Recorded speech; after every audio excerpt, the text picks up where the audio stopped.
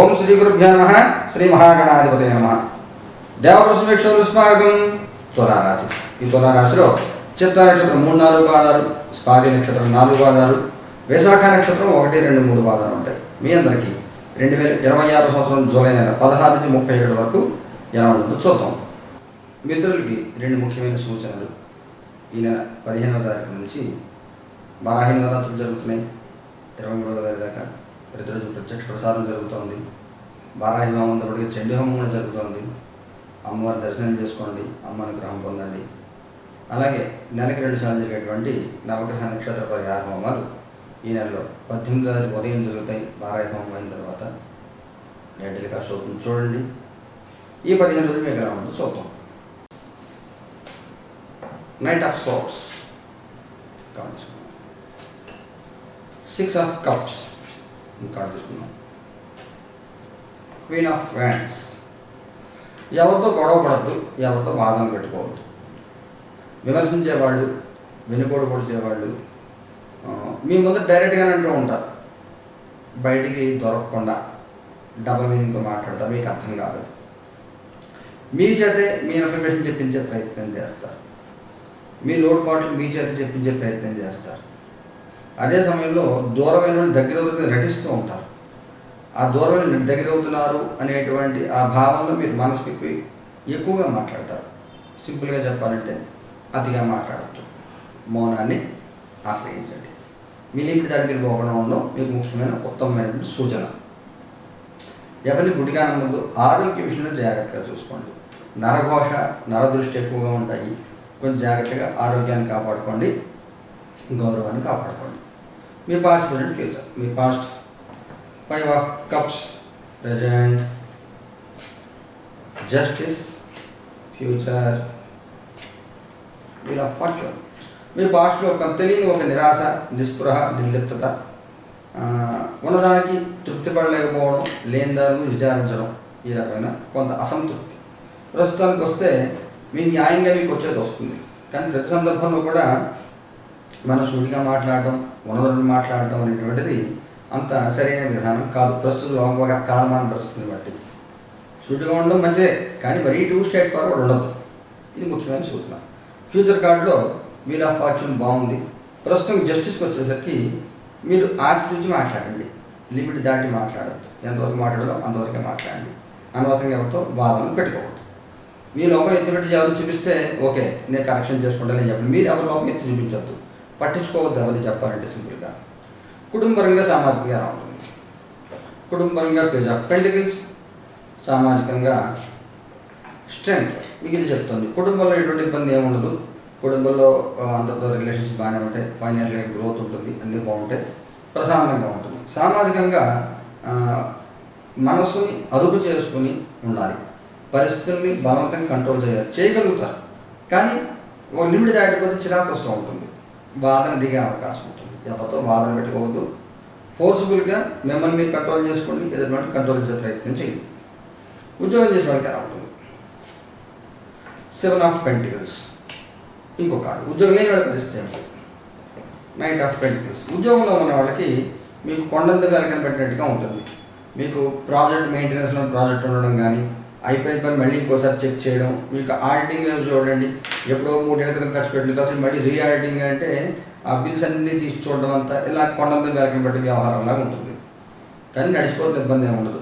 3వ వారం అంతా ఒత్తిడి ఉంటుంది, చివరిలో కొంచెం అనుకూలంగా ఉంటుంది. ఉద్యోగం లేని వాళ్ళకి గట్టిగా ప్రయత్నం చేస్తే ఉద్యోగం దొరికే అవకాశం కనబడుతుంది. వ్యాపారం చేసే వాళ్ళకి ఎలా ఉంటుంది? అడ్మిట్. అన్ని రకాల వ్యాపారాల వాళ్ళకి బాగుంటుంది, చాలా బాగుంటుంది. ఏ వ్యాపారంలో కూడా చాలా బాగుంటుంది. ఆర్థికంగా ఎలా ఉంటుంది? 9 ఆఫ్ పెంటికల్స్. ఏదైనా బంగారం కొనుక్కోవడానికి మంచి అవకాశం. మీరు వస్తువులు కొనుక్కోవడం ఏర్పాటు చేసుకునే అవకాశం ఉంటుంది. ఆర్థికంగా బాగుంటుంది. ముఖ్యంగా ఆడవాళ్ళకి సంబంధించి ఏదైనా సొంతంగా వ్యాపారం చేసుకునే వాళ్ళు ఉంటే మీకు ఆర్థికంగా మంచి బలం కలుగుతుంది. ఆరోగ్యపరంగా ఎలా ఉంటుంది? 2 ఆఫ్ పెంటికల్స్. కొంత మూడ్ స్వింగ్స్ ఉంటాయి.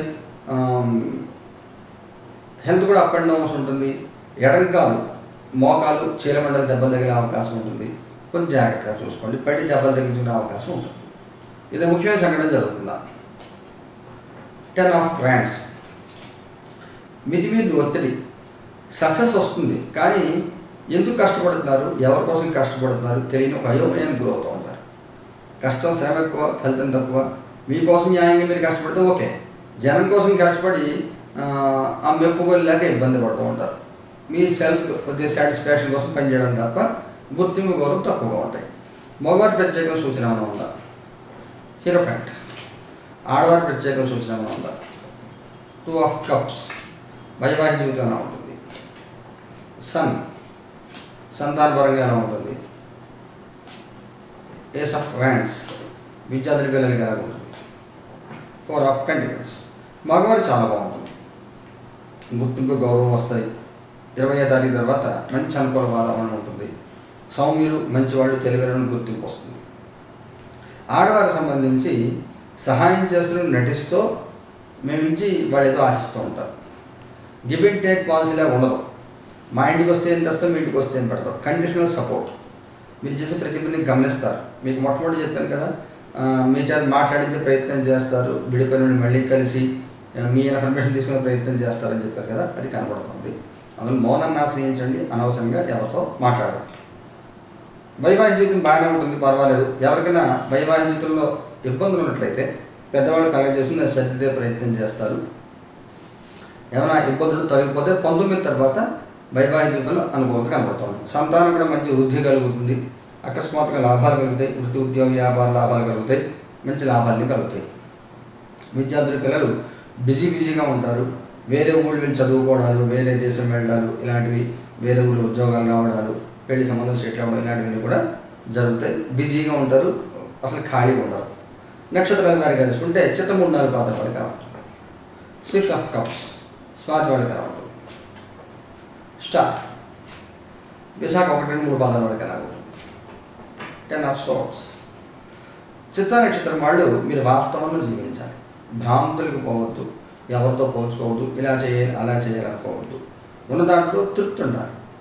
పాతకు కూడా తవ్వుకుని అప్పుడెప్పుడు అలా ఉంది కాబట్టి ఇప్పుడు ఇలాగే ఉంది, ఎప్పుడైనా బతికింటారా ఇలా మాట్లాడుకోకూడదు. ఎందుకంటే కష్టం అనేది మనిషికి కాబట్టి ఇంకెవరికి వస్తుంది కష్టం.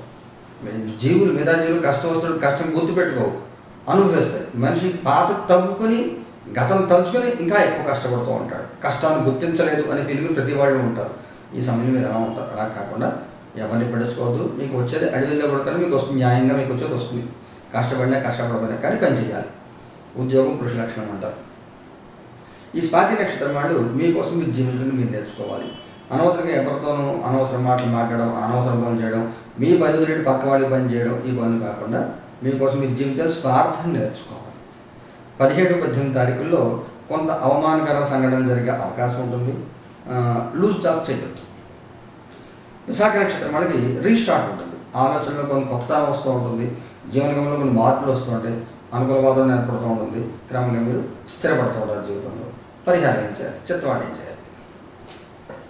4 ఆఫ్ సోర్స్, ఓం హ్రీం దుమ్ దుర్గాయ నమః, దుర్గాదేవి మాత్రం జపం చేసుకోండి. స్వాతి వాడు ఏం చేయాలి? 4 ఆఫ్ వ్యాండ్స్, మీరు కూడా దుర్గాదేవి జపం చేసుకోండి. వనదుర్గా మంత్రం చేసుకోండి. ఓం దుమ్ దుర్గి స్వాహ, వనదుర్గా పంచాక్షరి మంత్రం అంటారు, జపం చేసుకోండి. విశాఖ వాడు ఏం చేయాలి? లవర్స్, క్లీం నమో భగవతే కామదేవాయ, శ్రీం సర్వజన ప్రియాయ, సర్వజన సమ్మోహనాయ, జ్వల జ్వల ప్రజ్వల ప్రజ్వల హనహన తపతవ సమ్మోహే సమ్మోహే సర్వజన విషయం గురుస్వాహ.